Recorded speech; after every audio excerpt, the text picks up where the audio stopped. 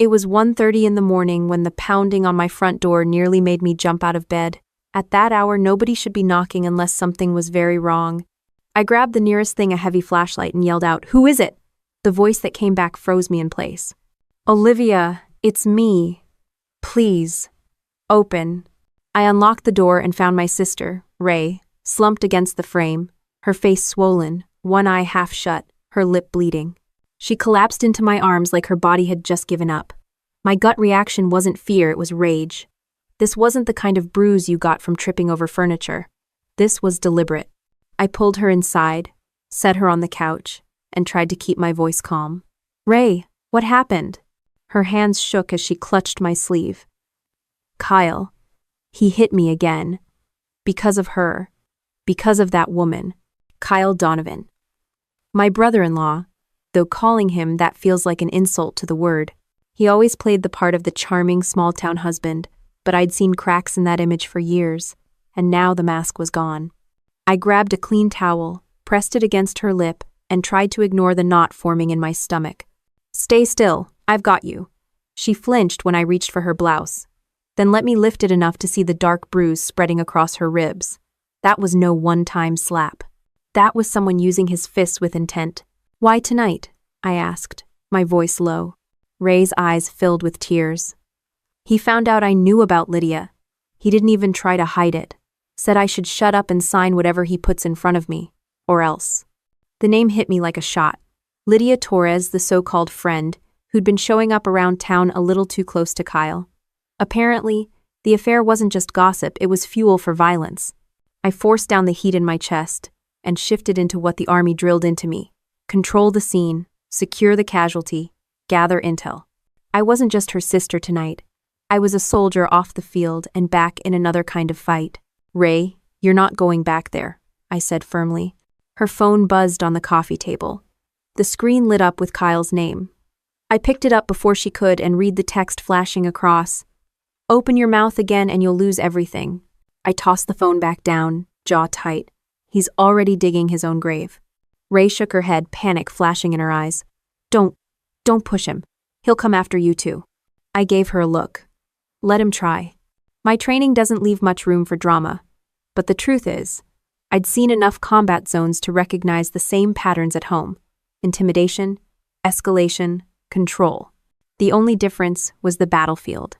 I fetched the first aid kit, patched her up as best I could, then sat across from her at the kitchen table. She was trembling, sipping water like it burned going down. I kept my voice steady. "I need to know everything, no skipping details." She hesitated, then told me how it had been building for months. The late nights, the shouting, the push that turned into a slap, then a fist. She confessed she'd kept quiet because she thought she could handle it, that if she stayed calm, he'd calm down too. It was the classic cycle, and it made me sick.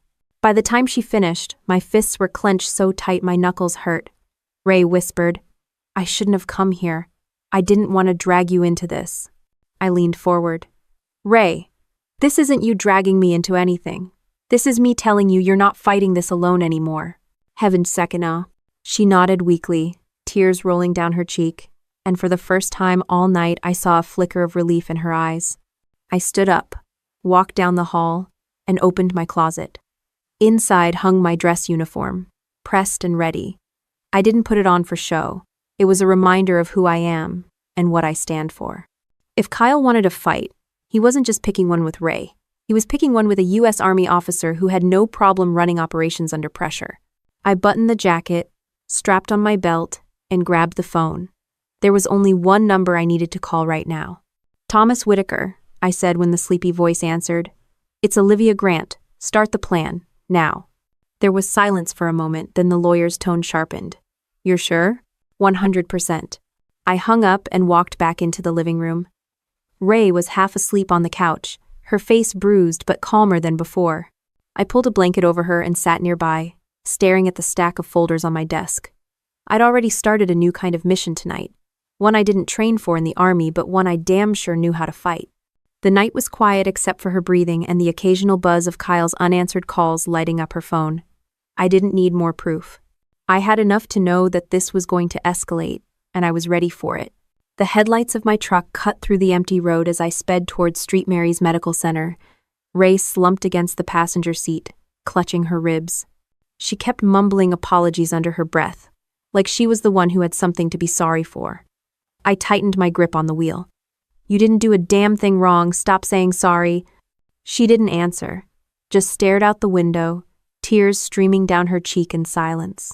At the ER entrance, I hopped out first, waved down a nurse, and helped lift Ray out. Her legs buckled, so I scooped her arm over my shoulder and half-carried her inside.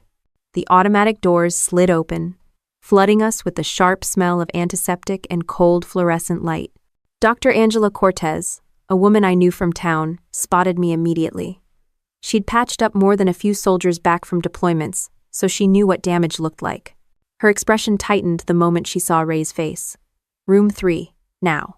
The nurse guided Ray onto a gurney and wheeled her inside. I followed until Angela held up a hand. "Let me check her first. Give me 5 minutes." I stood outside the room, jaw clenched, watching through the glass panel.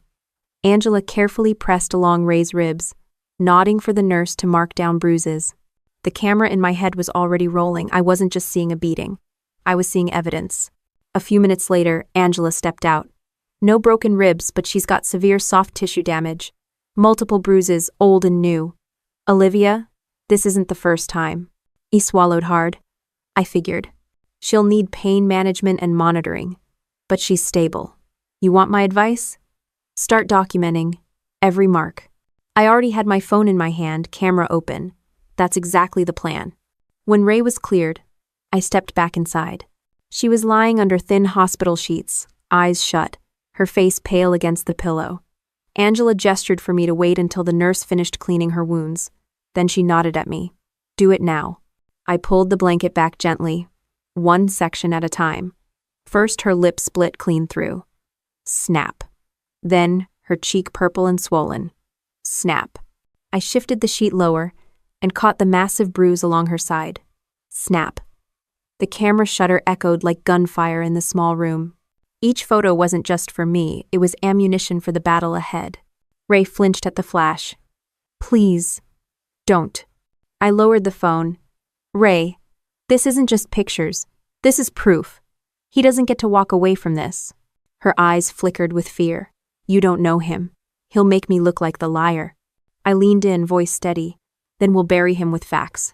Trust me." The nurse cleared her throat politely, reminding me we weren't alone. I pocketed the phone and stepped back. Ray turned away, curling slightly on her side. Angela came over and spoke quietly. "I'll write the medical report in detail.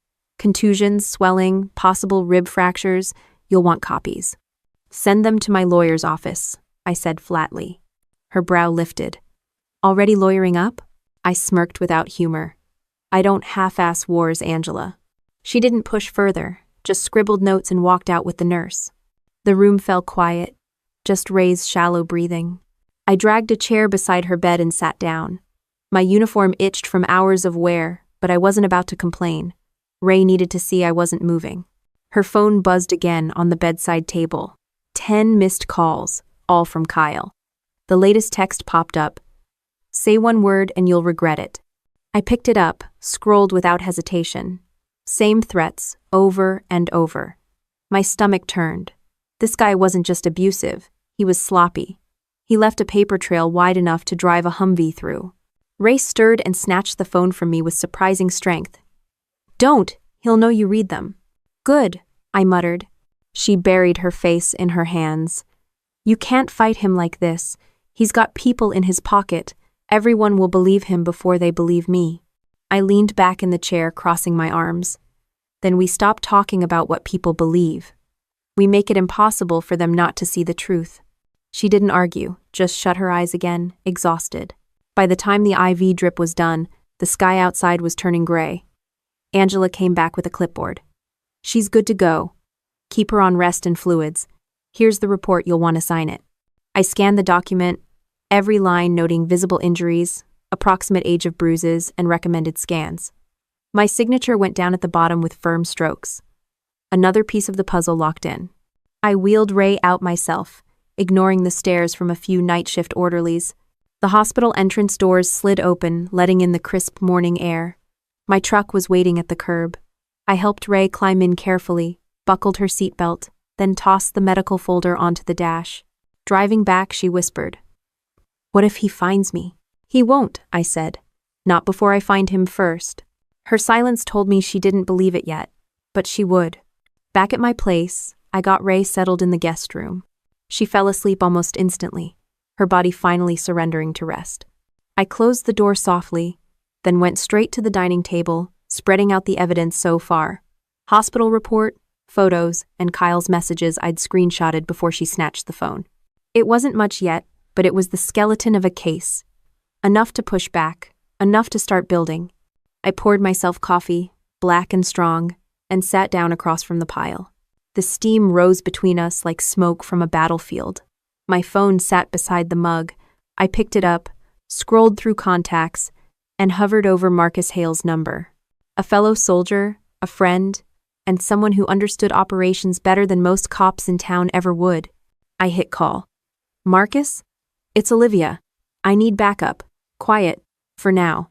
His voice came groggy but sharp enough. "What's going on?" "You'll see soon enough. Just be ready." End of quote. I ended the call before he could ask more, then leaned back in the chair. Outside, the sun was breaking over the horizon, spilling light through the blinds. Ray was safe for now. But safety wasn't the mission. The mission was evidence, leverage, and ultimately justice. And this was only the start. The knock on my front door the next morning wasn't frantic like Ray's had been. This one was steady, almost casual. When I opened it, Marcus Hale stood there in jeans and a faded army t-shirt, coffee in one hand, duffel bag in the other. "You didn't say much on the phone," he said, brushing past me like he owned the place. "But the look on your face says it all." I closed the door behind him. "My sister's in the back room. She's sleeping, don't wake her." "That." Marcus set the coffee down on the counter, unzipped the duffel, and pulled out a small set of surveillance gear, nothing fancy, just what any former infantryman with too much time on eBay might collect. Motion sensors, a handheld recorder, even a pair of binoculars that looked like they'd seen a rock twice. "You're serious," he muttered, scanning my living room. "Dead serious," I answered. We didn't waste time. Marcus set up sensors near the windows and front door. I installed a camera above the porch, angled, so it captured the street and anyone approaching. It wasn't paranoia, it was insurance. Once the place was secure, I sat him down at the table, spreading out the hospital report, the photos, and the texts. Marcus studied them quietly, his jaw tightening the further he read. "Damn," he said finally. He didn't just rough her up, he wanted her scared enough to shut up. "Yeah, and now he's going to regret leaving marks." Marcus looked at me, waiting for more. "I need eyes on Kyle," I said. "Where he goes, who he talks to, everything. If he thinks Ray's just hiding out, he won't see this coming." Marcus gave a half smile. "You're running this like an op." "That's because it is one." We split tasks. I would handle the legal front with Whitaker, while Marcus covered the fieldwork. I grabbed my jacket and drove straight into town, heading for Whitaker's office on Main Street. The place looked like it hadn't been updated since the 70-seconds wood paneling, squeaky floorboards, and a secretary who greeted me by name before waving me through. Whitaker himself was behind a cluttered desk, glasses low on his nose. He looked more like a tired history teacher than a lawyer, but the man was sharp when it counted. "Olivia," he said, setting down his pen. "You sounded urgent." "Hell." I laid the hospital report on his desk, followed by the photos and my phone with Kyle's threatening texts pulled up. "This isn't just domestic trouble, he's crossed lines. I want everything filed, documented, airtight." Whitaker adjusted his glasses, scanning each page slowly. He didn't react much, but I caught the twitch in his jaw when he read, "Open your mouth again, and you'll lose everything." "This is solid," he said at last, "but public opinion in this town is slippery. He's a business owner. He shakes hands at Sunday service. People like that have shadows long enough to cover their sins. Then we drag him into the daylight." I shot back. Whitaker leaned back in his chair, steepling his fingers. "We'll need more than bruises and threats. We need proof that ties his violence to motive, adultery, fraud, anything that shows pattern and intent." My phone buzzed. It was Marcus. I answered on speaker. Olivia, you're going to want to see this, he said. I just pulled security footage from your neighbor's porch cam. Guess what it caught? Whitaker raised an eyebrow as I tilted the phone. Marcus sent over the clip, and within seconds it was on Whitaker's screen. Ray pounding on my door at 1:30 in the morning, crying out for help, her voice faint but clear enough to make anyone's chest tighten. Whitaker sat forward. That is gold. Direct evidence of her condition right after the assault. No way he spins this as a misunderstanding. Handvol.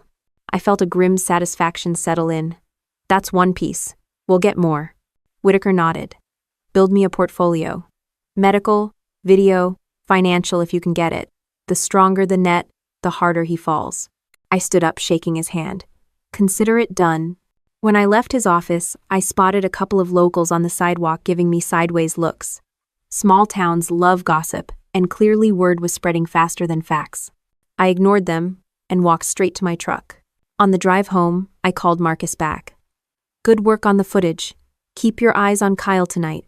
Bar, shop, anywhere he might show up. You got it, he said.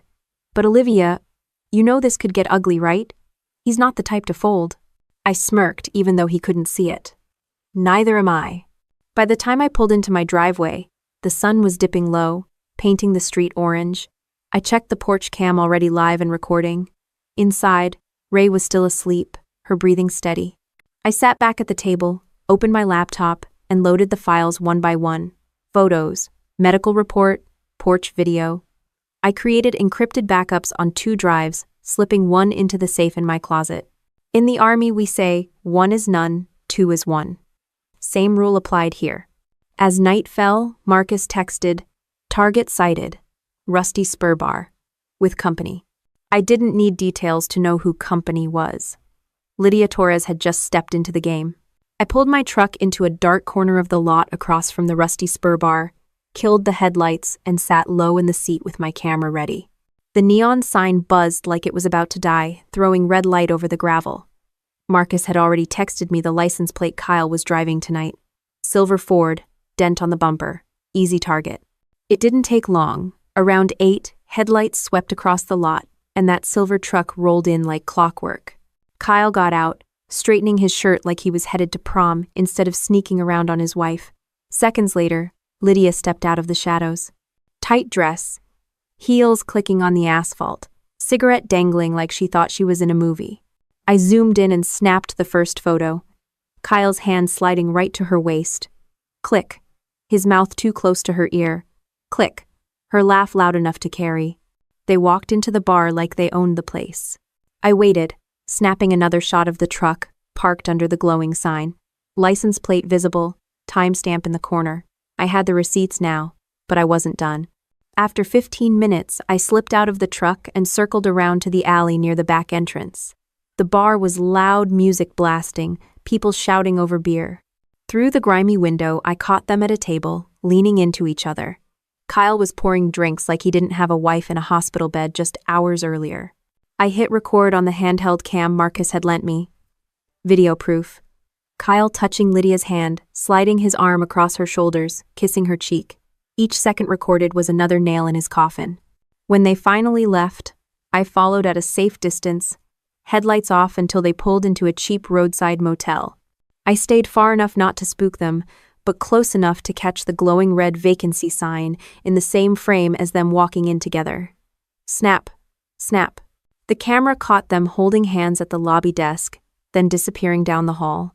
I didn't need anything more. Anyone with eyes could see what was happening. I drove back to my place and dumped the files onto my laptop. Dozens of photos, clear video, the plate number shining like a badge of stupidity. Each file I copied onto 2 drives and labeled with exact times. Ray was awake in the kitchen when I came in, holding a mug of tea with both hands like it was the only thing keeping her steady. Her eyes were red but dry. "Where were you?" she asked, her voice rough. "Getting what we need," I said, setting the camera on the table.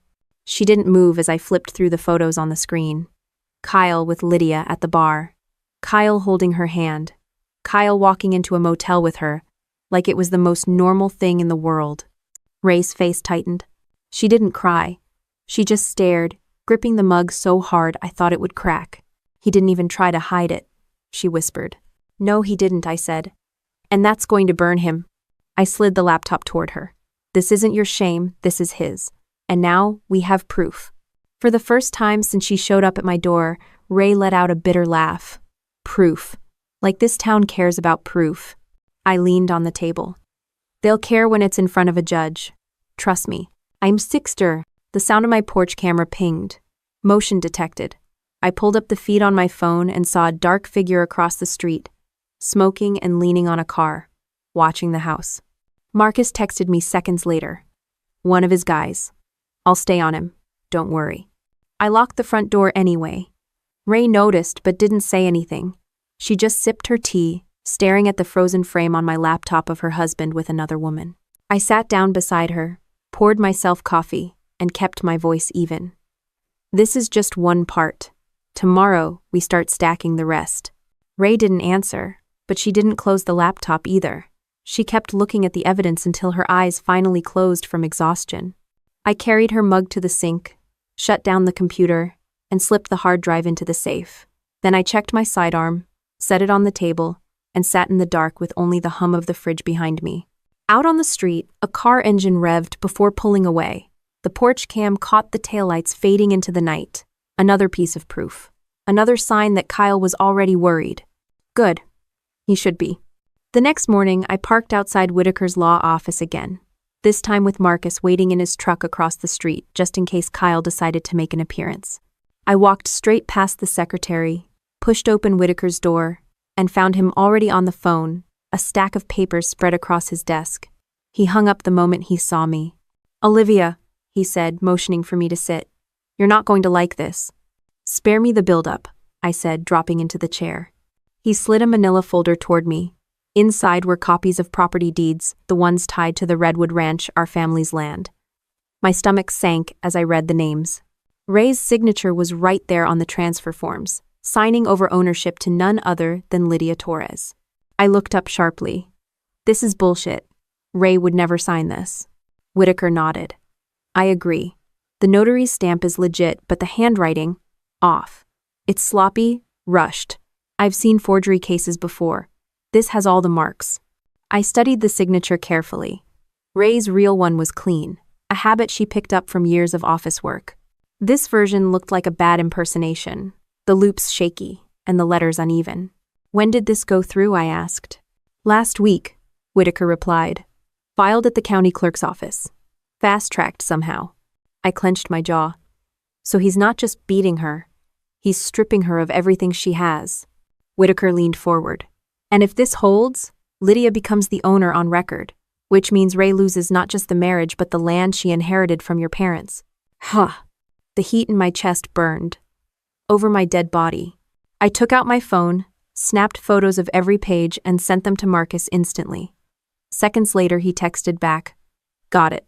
We'll need handwriting samples for comparison. Whitaker tapped his pen on the desk. If we can prove this is forged, it's fraud and possibly conspiracy. That ties directly to motive for the assault. He had to silence her so she wouldn't contest it. I stood. Then we prove it. I also. When I got back to the house, Ray was at the kitchen table with a blanket around her shoulders.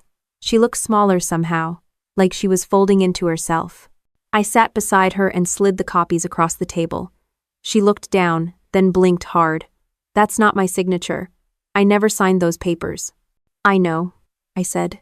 Her hand trembled as she traced the fake signature. He said if I didn't cooperate, he'd take it anyway. I thought he was bluffing. He wasn't, I muttered. Marcus came through the door just then, still in his ball cap from surveillance duty. He tossed a small notebook onto the table. Got your old job applications, Ray. Signatures all over. Perfect for comparison. She looked at him, startled. How did you— Don't ask, he said, pulling up a chair. I lined up her genuine signatures against the forged one. The difference was glaring. Even Ray saw it. This is fraud, plain and simple, I said. He used you, your trust, and now he's trying to erase you.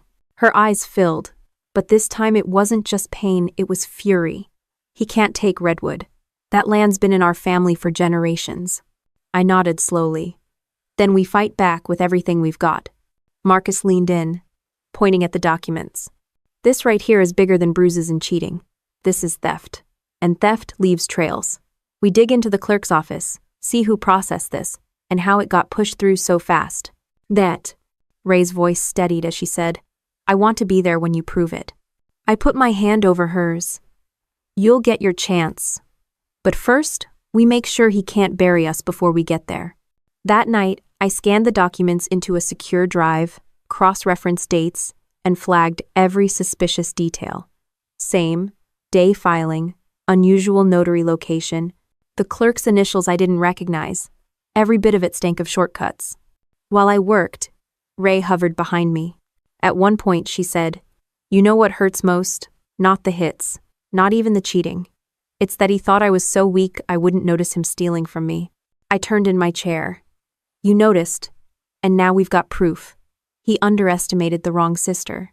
Marcus chuckled from the couch. No kidding. The guy's practically gift-wrapping his own downfall. Still, none of us were laughing for real.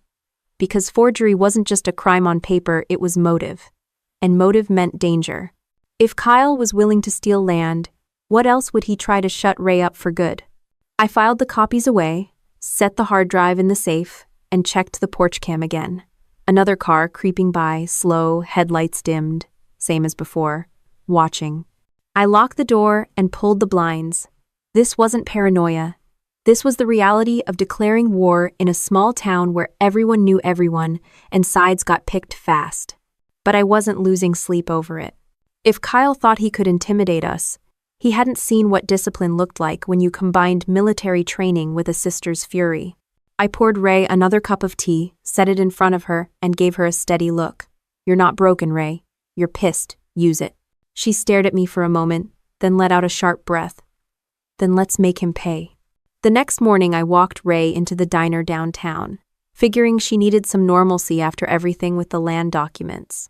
The place smelled like bacon grease and burnt coffee, the kind of comfort food that usually softened bad mornings. But as soon as we stepped through the door, the chatter thinned. Heads turned, forks paused. I guided Ray to a booth by the window, ignoring the stares. A waitress shuffled over with a pot of coffee, but didn't pour until I asked twice. Even then, she barely looked at Ray. Ray stirred sugar into her cup with a shaky hand. They've heard, haven't they? I didn't answer right away. Across the room, two women leaned close, whispering behind their menus. One of them glanced at Ray, then muttered something that made the other snicker. Yeah, I said finally. They've heard. Or at least they've heard his version. The front door jingled again.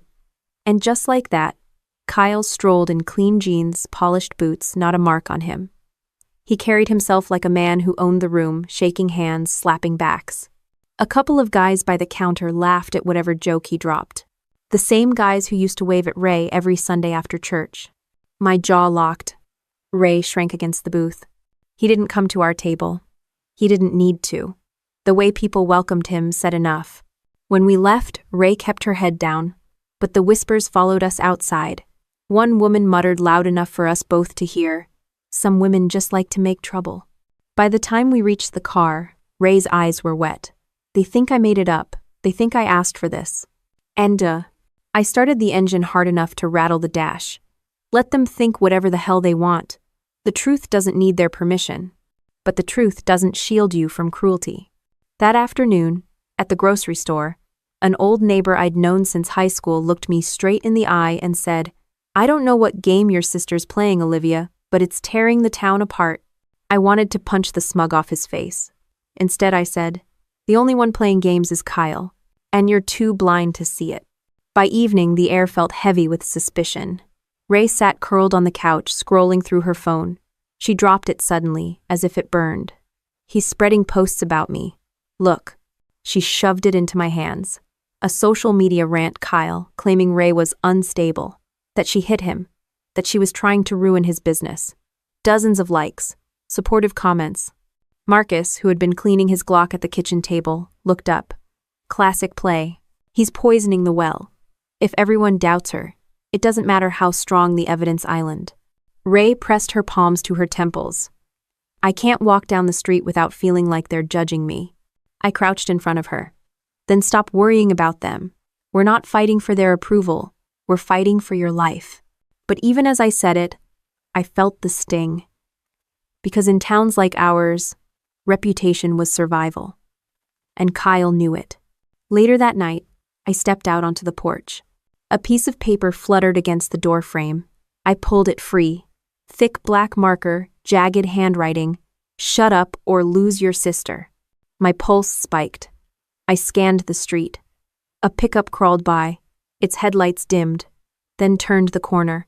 I carried the note inside, laid it on the table in front of Marcus and Ray. Marcus picked it up, sniffed.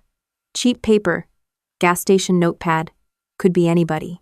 Ray hugged her knees to her chest. He's not going to stop until he destroys me. 9. I leaned over the table, my voice flat. He's already destroying himself. We're just going to help speed it along.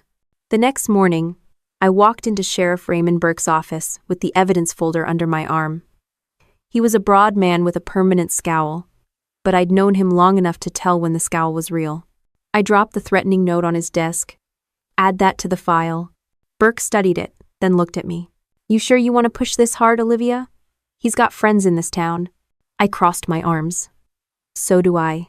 He sighed, scribbled something into his log. I'll put a patrol by your place. But don't expect miracles. He's not stupid. He knows how to toe the line. I leaned in. He's already crossed it. Walking out of that office, I didn't feel reassured. But I did feel clear. We couldn't rely on the town to save us. We had to make the case airtight. That night, Ray sat across from me at the kitchen table, staring into her tea. Why do they believe him? After everything he's done, why do they believe him? I met her eyes. Because lies are easier than facing the truth. And he's feeding them exactly what they want to hear. Her hand tightened on the cup. Then we give them the truth so loud they can't ignore it. I almost smiled. That was the fire I needed to see. So I pulled the file closer, added the threat note behind the forged deed copies, and looked at Marcus. We're not just fighting him anymore. We're fighting the whole damn narrative. And we're not losing. I woke at 3 a.m. to the sound of Ray screaming. I sprinted into her room and found her thrashing, tangled in the sheets, her voice hoarse from yelling, "Don't touch me, don't touch me." I grabbed her shoulders gently. "Ray, it's me. You're safe." She opened her eyes, wild and glassy, before collapsing against me, sobbing. Her whole body shook like she was back in that house with him. I held her until she calmed, but the truth hit me like a sucker punch. Ray wasn't just bruised, she was broken in ways I couldn't stitch together. Later that morning, she sat at the table with a blank stare, stirring oatmeal she didn't eat. Marcus set down his coffee and said what I was already thinking. She needs more than bandages. She needs real help. I nodded. I'll call Dr. Angela Cortez. She's worked with veterans before. She'll know what to do. When I made the call, Angela didn't hesitate. Bring her in this afternoon. PTSD isn't just for combat soldiers, Olivia. Abuse victims relive the war in their own homes. The words stung because they were true. By noon, Ray was in Angela's quiet office, clutching a pillow while the doctor asked gentle questions. I stood outside the door, restless, fighting my own ghosts. Because while Ray was trapped in her flashbacks, mine were rushing back too. The smell of burning fuel, the snap of gunfire, the way sand stuck in my throat during a convoy ambush in Kandahar. My chest tightened until I had to step outside for air. Marcus followed me out. "You're not doing her any favors if you burn out too, Major." I shot him a glare. "I'm fine." He raised an eyebrow. "Yeah? Your hand's shaking like you're back on patrol." "That." I shoved the tremor into my pocket, furious at myself. But he wasn't wrong. The battlefield had changed, but my body still thought it was at war. That evening, when we returned home, a plain envelope sat on the porch. I knew before I opened it what it would say. Inside, block letters screamed, "Drop it or lose her for real." Ray froze when she saw it, her face drained of color. I crumpled the note in my fist. Enough of this shit. Marcus leaned over my shoulder. "We're dealing with amateurs. If he really wanted to scare us, he wouldn't use gas station paper. Still, we treat it like gospel.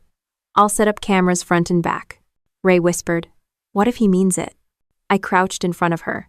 "Then he'll have to get through me first." The next morning, I carried the new note straight to Sheriff Burke. I slammed it on his desk. He rubbed his temples. This is escalation. Whoever's helping him isn't smart, but they're desperate. I'll authorize extra patrols near your place. That's not enough, I snapped. You know damn well patrol cars don't scare men like Kyle. Lock him up. Burke shook his head. Not without airtight evidence. I leaned closer. Then let me make it airtight. Back home, I spread every document across the dining table. Medical reports, photos of bruises, the neighbor's video, the forged deed, and now the threats. Ray sat beside me, tracing her finger over her own signature, comparing it to the forgery. Her voice cracked, but it carried steel. Don't let him win, Olivia. I squeezed her hand. Not a chance. Marcus arrived with a flash drive. Got more for the file. Security footage from the pawn shop. Guess who showed up there late last night? Kyle's lawyer, probably moving money or hiding assets. I copied it to the evidence folder, labeling it with military precision. Every file, every timestamp, every threat stacked in order like a battle plan. That night, as Ray slept with a nightlight on, I sat at the dining table in full uniform. Not because I needed it, but because it reminded me who I was. Not just a sister, not just a daughter. A soldier who knew how to fight wars nobody else wanted to fight. My phone buzzed. Unknown number. I answered anyway. A male voice, low and mocking. Drop it, Major. Soldiers come home in body bags all the time. You want your sister to end up the same? I gripped the phone so tight my knuckles cracked. Listen close. If you or Kyle so much as breathe near her again, I'll bury you in so much evidence the DA won't even give you bail. The line went dead. I lowered the phone, pulse hammering, and looked across the table at the wall of evidence we'd built. This wasn't just a family dispute anymore. It was war, and I'd already chosen my side. When dawn broke, I was still at the table, uniform still on, staring at the files. Ray padded in, her hair messy, her face pale but calmer. She saw me sitting there and whispered, "You're not giving up, are you?" "Not in this lifetime," I said, sliding the evidence folder toward her. "It's time to hand this over, all of it." She touched the cover, then looked at me with something I hadn't seen in weeks. Trust. I pulled into the gravel lot of a dive bar on the far edge of town, headlights off, the engine low. Marcus had tracked Lydia's routine for a week, and tonight she was here. Same as always, loud dress, louder laugh, drinking on Kyle's dime. I slipped off my jacket, tucked my badge into my pocket, and walked in like I belonged. The place stank of tequila and cigarettes. Country music bled from a jukebox, and a couple of guys shouted at a pool table. Lydia was at the bar, red lipstick smeared, phone in hand, smirking at whatever Kyle had texted her. I took the stool beside her. She side-eyed me, suspicious. "Do I know you?" I set an envelope on the counter. "Not yet, but you should open that." She frowned, peeled it open, and froze. Inside were copies of the forged land transfer and a printout of her bank debts, credit cards maxed, mortgage behind. Her laugh was brittle. "Where the hell did you get this?" "Doesn't matter. What matters is you're about to drown, and Kyle's holding the rope." Her nails tapped the glass. "He told me it was all handled. Said the land was ours now." "Ours?" I snorted. "Sweetheart, you're nothing but his decoy. He forged signatures, used your name to cover his theft, and when it all goes south, guess who's left holding the bag? You." For the first time, her confidence cracked. Her hands trembled as she folded the papers back into the envelope. I leaned closer. "You want out? You tell the truth. You testify. You help me sink him, and maybe you walk away without handcuffs." Her eyes darted toward the door. "If Kyle finds out I even talked to you." As if on cue, 2 of Kyle's hired goons walked in. Same clowns who'd been tailing us at night. They spotted me instantly and started toward the bar. I didn't flinch. Instead, I pulled my badge from my pocket and laid it on the counter, in plain view. "Go ahead, boys. Make my night." They froze mid-stride. One muttered something under his breath, and both backed out, shooting daggers my way but unwilling to test me in front of witnesses. Lydia exhaled shakily. "Jesus. He really sent them here for me?" "No," I said flat. "He sent them for me, but you just saw what side he's willing to sacrifice first." Her lipstick-smeared mouth pressed into a hard line. "So what's your offer?" "Testify," I said. "Tell the truth about the land, the threats, Everything. I'll get you protection. Without you, Kyle keeps spinning lies. With you, we bury him." She tipped back the last of her drink, slammed the glass down, and laughed bitterly. "You act like I've got a choice." "You don't," I agreed. "Not if you want to breathe free air." For a long minute she said nothing. Then she whispered, "I'll do it, but you swear he doesn't get near me again." I nodded once. Done. I walked her out the back, where Marcus was waiting in his truck. She stiffened when she saw him, but he just tipped his cap. "This is Lydia," I said. "She's coming with us." Marcus raised a brow but didn't argue. He opened the back door, and she slid in nervously. As we drove toward the safe house Burke had set up on the edge of town, Lydia kept glancing out the window, paranoid. "He'll find me. He always finds me." I twisted in my seat. "Not this time. You just flipped the script, Lydia. Now he's the one running." Marcus pulled into the dark driveway of a rented cabin, the sheriff's cruiser already parked out front. Burke stepped onto the porch, arms folded, face grim. "Got your witness?" he asked. "Yeah," I said, opening the back door. "And she's ready to talk." Burke studied Lydia, then me. "This better be worth the heat you just brought down on all of us." "It is," I said, "because now Kyle's foundation is crumbling from the inside." "No." Inside the cabin, Lydia sat at the kitchen table while Burke went over the basics of protective custody. She signed the paperwork with a shaky hand. I watched her closely. This wasn't bravery, not yet. It was survival. But survival was enough. When we stepped back outside, Burke lit a cigarette, his eyes on the tree line. "You realize Kyle's going to go nuclear when he figures this out." I adjusted my jacket. "Good, let him. Abidi." On the ride back, Marcus finally asked the question hanging in the air. "You trust her?" "No," I admitted, "but I don't need to trust her. I just need her to be scared enough of Kyle to stick to the truth." Ray was waiting when we got home, curled on the couch with the news playing low. She looked up when I came in. "Where were you?" "Getting us a new ally," I said. Her brows knit. "Who?" "Someone who finally realized Kyle doesn't protect anyone but himself." "On?" For the first time in days, I saw the tiniest spark in her eyes. Not relief, not hope, but something close. Belief that maybe, just maybe, the tide was turning. Burke's deputies kept a steady rotation outside the safe house, their headlights sweeping the gravel driveway every hour. Inside, Lydia sat at the kitchen table, chewing her nails down to the quick, a cup of untouched coffee in front of her. I leaned against the counter, arms folded, watching her wrestle with the weight of her choice. "You look like a woman trying to outrun her own shadow," I said finally. She shot me a glare. "You don't get it. Kyle doesn't forgive. He doesn't forget." "You're right," I said. "But that's his weakness. Men like him can't imagine anyone walking away. That's why you're more dangerous to him than anyone else." Her laugh was bitter. "Dangerous? I'm terrified." Marcus sat on the couch, polishing his sidearm, his voice low but firm. "Fear's a good motivator. Just make sure it motivates you to open your mouth when the judge asks questions." Lydia looked between us, then down at her trembling hands.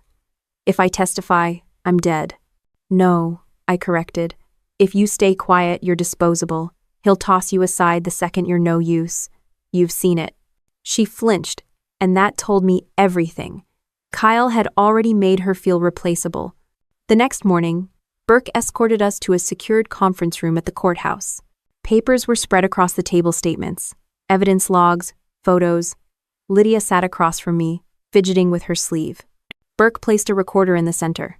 "All right, Miss Torres. Start from the beginning. No skipping details." Her first few sentences came out shaky, but then the dam broke. She described nights at the bar when Kyle bragged about taking Ray's land. She admitted he showed her the forged papers, laughing about how easy it was. She even recalled overhearing threats him, saying Ray wouldn't live to contest it. Burke scribbled notes, but I watched Lydia's face. She wasn't lying. She was purging. When it was over, Burke clicked off the recorder. "This testimony ties everything together. If she repeats it on the stand, we've got him boxed in." Lydia slumped in her chair.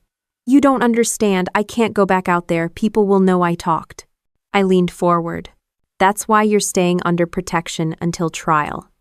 You stick with us, you'll walk out free. You slip, Kyle will chew you up. Your choice. Her eyes glistened, but she nodded. Back at the house that night, Ray sat at the table sorting through bills when I walked in. She glanced up. How did it go? She gave us everything, I said, sliding into the chair across from her. Names, dates, details, enough to make him sweat. Ray exhaled slowly, like she'd been holding her breath for weeks. So it's real now. Not just us saying it, someone else too. Exactly, I said. For the first time, she smiled faintly. It didn't erase the bruises or the nightmares, but it was there, a crack in the darkness. Later, Marcus and I stepped out onto the porch. The night was quiet except for crickets. He lit a cigarette, took a long drag and said, "She's still a wild card. Don't forget she picked his side until it suited her not to." "I don't care why she flipped," I said. "I just care that she did." He flicked ash into the gravel. "Let's just hope she doesn't flip back when the pressure hits." The following day proved his point. News spread through town like wildfire. At the hardware store, I overheard two men whispering about how Lydia had betrayed Kyle. At the diner, a waitress muttered, "Figures she'd sell him out for a deal." Public opinion didn't matter in court, but it mattered to Kyle. And when cornered animals panic, they bite. Sure enough, that night, the safe house phone rang. Burke answered, then handed it to me, his face tense. Kyle's voice came through, slick as oil. "Trading secrets with my girl now, Major? Thought you were smarter than that. You mean the girl who just buried you with testimony?" I shot back. His chuckle was dark. "She's lying, and you know it. But hey, good luck. People around here believe me before they believe some washed-up soldier and her broken sister." I clenched my jaw. "We'll see what the judge believes." Before he hung up, his voice dropped to a threat. "You can't guard her forever." I slammed the phone down, rage simmering under my skin. But instead of letting it eat me alive, I turned it into resolve. The next morning, Lydia was moved again, new location, tighter security. Ray and I sat with Whitaker at his office, going over the mountain of evidence we'd built. He looked at us over his glasses. With Lydia's statement, the fraudulent deed, the medical reports, and the threats. This is the strongest case I've seen in years. But brace yourselves, his attorney's going to fight dirty. Ray squared her shoulders. "Let him. I'm done hiding." Whitaker smiled faintly, then tapped the stack of files. "Good. Because once this hits court, there's no turning back." That night, back at the house, Ray made dinner for the first time in weeks. It was just boxed mac and cheese, but watching her stir the pot while humming under her breath felt like victory. I stood in the doorway, arms crossed, memorizing it. She caught me staring. "What?" "Nothing," I said. "Just good to see you standing again." She rolled her eyes but smiled. As the three of us sat down to eat, Marcus raised his glass of water. To Ray and to making bastards sweat. Ray laughed, clinking her glass against his. And for that moment, the house felt lighter, stronger, unshakable. The morning sun cut across the kitchen table, lighting up the piles of documents Whitaker had left us to review. Ray sat in her robe with a pen in hand, her voice steady as she read aloud parts of her draft statement. "He threatened me after every beating. Said if I told anyone, I'd lose more than my dignity. He said he'd take Redwood Ranch out from under me. And then he did." Her hand trembled slightly, but she didn't stop. She finished the page, set it down, and looked at me. "How does it sound?" "Like the truth," I said. Marcus leaned against the counter with his arms crossed. "And the truth doesn't need dressing up. Stick to it." Ray exhaled slowly. "Then that's what I'll do." For the next several hours, we worked through every detail. Hospital reports, photographs, witness statements. I drilled her like I would a young soldier before inspection. "Say it again. This time, shorter. Clearer. No hesitation." "Ah, well." She repeated her answers, stronger each time. When her voice faltered, I tapped the table. Again. At first, she groaned. "I'm not in boot camp, Olivia." "No," I said. "But court's going to feel worse. If you can say it here under pressure, you can say it there." By the 5th round, her voice was firm. By the 10th, it was steel. That evening, Whitaker stopped by to check progress. He listened to Ray's statement, nodding. "She's ready," he said.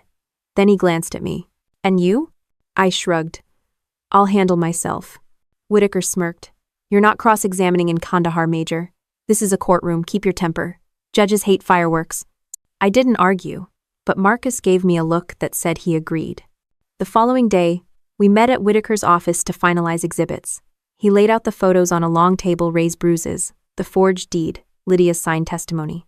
Each piece was bagged, tagged, and numbered. Jurors are like recruits, Whitaker said. You spoon-feed them. Line it up, step by step, so they can't get lost. We'll start with the medical records, move to the video, then the fraud, then the mistress's statement. By the time we're done, the only one looking like a liar will be Kyle. Ray studied the photo of her swollen eye. Her jaw tightened. Show them all. Don't hold back. Whitaker nodded. That's the plan. Later that night, Ray sat on the porch with me, wrapped in a blanket against the chill. She looked at the stars and said, "Do you think the judge will actually believe me?" I turned toward her. It's not about belief. It's about evidence. And we've got enough to drown him. She gave a small smile. You always make it sound so simple. It's not simple, I admitted. But it's doable. And that's all that matters. The next morning, Burke stopped by with updated security details. We'll have an escort take you to the courthouse. No solo travel until this is done. Ray frowned. Is that really necessary? Burke tapped the folder in his hand. I've seen men like Kyle.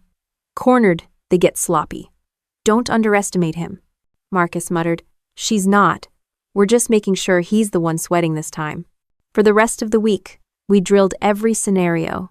Cross-exam questions, character attacks, even the possibility of Kyle trying to smirk her into silence. I made Ray stare me down while I barked accusations at her, forcing her to hold her ground. At one point she snapped, "Stop yelling, I get it." I lowered my voice. Good. Now remember how that feels. Because if you can shut me down, you can shut down any lawyer he throws at you. By Friday, Ray wasn't just answering questions, she was owning them. When Marcus asked, "Why didn't you leave sooner?" Ray shot back. Because I thought love meant patience. I was wrong. And I won't be wrong again. He blinked, then gave me a rare smile. She's ready. Lao. That night, the three of us sat around the kitchen table eating takeout. Ray poked at her fries, then looked at me. You know what the turning point was? When you made me practice until I hated you for it. Somewhere in the middle of that, I realized I wasn't scared anymore. I was mad. Mad works, I said. Mad gets you through the door. She raised her glass of soda. Then here's to being mad. Marcus clinked his bottle against hers. And to making Kyle choke on it? Axe. The mood stayed light, but I didn't forget the weight of what was coming. I'd seen soldiers psych themselves up for missions only to crumble under fire. Tomorrow wasn't bullets and sand, but the stakes were just as high. Still, as I watched Ray laugh at one of Marcus's dry jokes, I knew she was no longer the woman who collapsed on my doorstep. She was ready to face him, and I was ready to stand beside her, no matter what it cost. The courthouse smelled like old wood and disinfectant, the kind of place where history clings to every bench. Ray walked beside me, chin high, a pale scarf wrapped around her neck to hide the last fading bruise. Marcus flanked her on the other side like quiet security. When we pushed through the double doors into the courtroom, I felt the air shift. Kyle was already there in a tailored suit, smirking like he'd just walked into a poker game he couldn't lose. His lawyer, Valdivia, sat beside him, flipping through a stack of notes with a calm arrogance that made me want to knock his teeth in. The room filled quickly, neighbors, curious onlookers, half the damn town. Some whispered, some avoided our eyes, but all of them were here to watch the spectacle. Judge Henry Caldwell entered, his gavel cracking against the wood. This court will come to order. Whitaker stood, shoulders squared. Your Honor, this is a case of domestic assault, fraud, and conspiracy.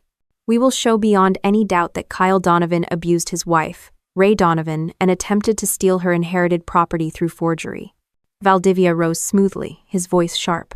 Your Honor, this is a case of bitterness and fabrication. The so-called victim is using false allegations to extort my client, while her sister, a military officer, abuses her authority to interfere. Caldwell's expression didn't change, but his eyes flicked toward me briefly. I gave him nothing back. The prosecution began. Whitaker presented Ray's medical records first. Photos of bruises filled the projection screen. Murmurs rippled across the room. Some people looked away, others leaned forward. Then the neighbor's video played the sound of Ray's desperate knocking at 1:30 a.m., her choked sobs captured in the grainy footage. The whispers turned into silence heavy enough to crush bone. Ray sat rigid in the witness chair, hands folded tight. Whitaker guided her gently. "Mrs. Donovan, can you tell the court what happened that night?" Her voice trembled but held steady. "He hit me. He said I was worthless. He said if I told anyone, he'd take Redwood Ranch and leave me with nothing. That's when I ran to my sister's house." Valdivia pounced on Cross. "Mrs. Donovan, isn't it true you and your husband argued often? That you sometimes raised your own voice? That perhaps you provoked him?" Ray didn't flinch. "Raising my voice doesn't explain broken ribs or forged deeds." Valdivia's smirk faltered, but he pressed on. "And isn't it true you're only saying this now because your sister is helping you, because you want to punish him financially?" Ray's eyes locked on him. "No. I'm saying it now because I don't want to end up dead." The jury stirred. Whitaker let the words hang before moving on. Next came the forged deed. A clerk from the county office testified, admitting Kyle himself had dropped off the paperwork, claiming Ray was too busy to sign in person. The signatures glowed on the screen, side by side with Ray's real ones. The difference was laughable. Valdivia tried spinning it, perhaps sloppy but not criminal. That's when Whitaker dropped the hammer. "Your Honor, we also have testimony from Lydia Torres, Mr. Donovan's mistress." The courtroom buzzed like a hive. Lydia walked in under guard, hair pulled back, no makeup, nerves written all over her face. She sat down, adjusted the mic, and glanced at me before speaking. "Kyle promised me land. Said it was ours if I stood by him. He laughed about forging the signatures. He bragged she'd never fight back. I stayed quiet because I was scared. But I'm not quiet anymore." Kyle shot up from his chair. "You lying." "Order!" Judge Caldwell barked, slamming the gavel. "Mr. Donovan, sit down or you'll be removed." Valdivia tried damage control, grilling Lydia about her debts, her affair, her motives. She held her ground. "Yes, I made mistakes. But I didn't forge signatures. I didn't beat Ray. Kyle did." The words landed like bullets. Finally, Whitaker called me. I swore in, took the stand, and fixed my gaze straight ahead. "Major Grant," Whitaker said, "why did you get involved in your sister's case?" "Because she came to my door half dead, begging for help. Because the system drags its feet, and because I'm not about to watch a man bury my sister alive with lies." Valdivia came at me hard. "Major, isn't it true your military background makes you aggressive? That you might have influenced your sister with intimidation?" I leaned forward. "You're confusing discipline with intimidation. I don't scare my sister. Kyle did that all by himself." Somebody in the gallery actually clapped before the bailiff hushed them. By the time closing arguments rolled around, the room felt electric. Whitaker laid it out plain. Bruises don't lie. Signatures don't forge themselves. Mistresses don't turn on lovers unless the truth is worse than the betrayal. Kyle Donovan is guilty of violence, of fraud, of arrogance, and now he's out of time. And Valdivia sputtered through his rebuttal, but it was clear the tide had turned. Even the jurors looked unimpressed. Judge Caldwell didn't rule immediately. This was a preliminary hearing, not the final trial. But his words carried weight heavier than any gavel. Given the evidence presented, this court issues a protective order for Mrs. Donovan, nullifies the fraudulent property transfer, freezes Mr. Donovan's assets, and refers charges of domestic violence and fraud to the district attorney for prosecution. Bail will be reconsidered given the severity of threats. The gallery erupted gasps, whispers, even a few cheers. Kyle slammed his fist on the table, red-faced, spitting curses until deputies dragged him out in cuffs. Ray sat frozen, tears spilling quietly, until I touched her shoulder. She looked up at me, not broken, not afraid, but finally free enough to breathe. The afternoon sun baked the courthouse steps, the heat bouncing off the pavement as deputies hauled Kyle into the transport van. His wrists were cuffed, his head down, his once perfect suit crumpled and damp with sweat. People on the sidewalk shouted some insults, some cheers, some just gawking at the fall of a man who thought he was untouchable.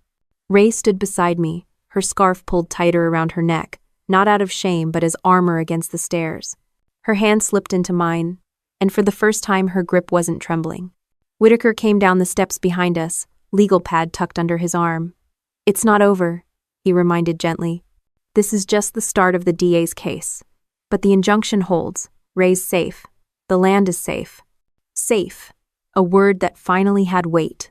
We got Ray home, and she moved through the house differently, straighter, quieter, not flinching at every creak of the floorboards. That night she cooked dinner, nothing fancy, just pasta and garlic bread, but she hummed while stirring the sauce. I hadn't heard her hum in months. Marcus raised an eyebrow as we sat down to eat. "She's coming back," he said simply, like he was reporting a mission status. Ray laughed softly. "Don't jinx it." But the corners of her mouth stayed up. The following week, the local paper ran the story. Sheriff's office confirms charges against Kyle Donovan. Domestic violence, fraud, property theft. His mugshot was plastered across the front page. Businesses quietly distanced themselves. The pawn shop shut its doors. His buddies at the diner stopped laughing when his name came up. The town that once whispered against Ray now whispered against him. A slow, bitter turn, but a turn nonetheless. Ray started therapy twice a week with Dr. Cortez. The nightmares didn't vanish overnight, but they dulled. Some nights she still woke gasping, but instead of curling into herself, she got up, poured a glass of water, and sat with me on the porch until her breathing slowed. One night, she said, "I thought I'd never feel normal again. But maybe normal isn't what I need. Maybe I just need to feel like me." I squeezed her shoulder. "Then that's the mission. Getting Ray back." She nodded, eyes fixed on the horizon. Meanwhile, I returned to duty at the base. My CO asked if I was ready, if my head was clear. I told him the truth. No soldier's head is ever completely clear, but I'm steady. He nodded, and that was enough. On weekends, I drove back to the ranch. Ray had started working in the garden again, pulling weeds with dirt-streaked hands, humming while she worked. She even joked about repainting the barn, said she'd pick a color Kyle would have hated.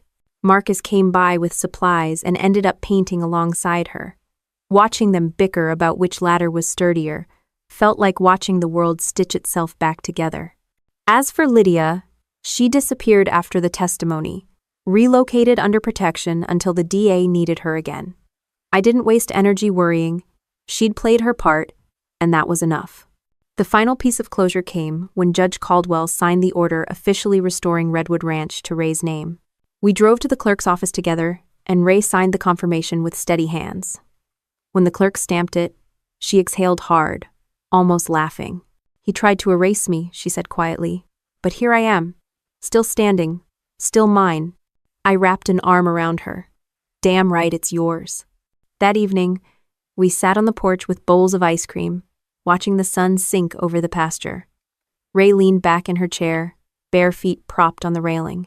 "You know," she said, "I don't feel broken anymore. I feel pissed, and that feels a lot better." I laughed, the sound sharp and real. "Anger's fuel. Use it." She smirked. "Don't worry, I plan to." The air grew cooler as the stars came out. Marcus joined us, dropping into a chair with a sigh. "So, Major, what's next? Back to base, full-time?" "Yeah," I said. "But I'll be here whenever Ray needs me. Army or not, family comes first." Ray gave me a look that was half grateful, half teasing. "Careful, or I'll get used to having you around." "Don't push it," I said, but I smiled. Weeks later, Ray got a job offer from an accounting office in town. When she came home with the news, she was glowing. I got it. Full-time. Benefits. My own office. I hugged her so tight she squeaked. "That's not just a job, Ray. That's a damn reset button." Watching her walk out the door on her first day, dressed sharp, hair pulled back, I felt a weight lift off my chest. She wasn't just surviving anymore. She was living. And for me? I carried the scars battlefield and family field alike, but they didn't define me. What defined me was the sight of my sister smiling again, the ranch safe, and Kyle rotting in a cell waiting for his trial. Justice wasn't perfect. It was messy, slow, and bruising, but it came. And when it did, it gave Ray back her breath, her laugh, and her future. That was enough for me.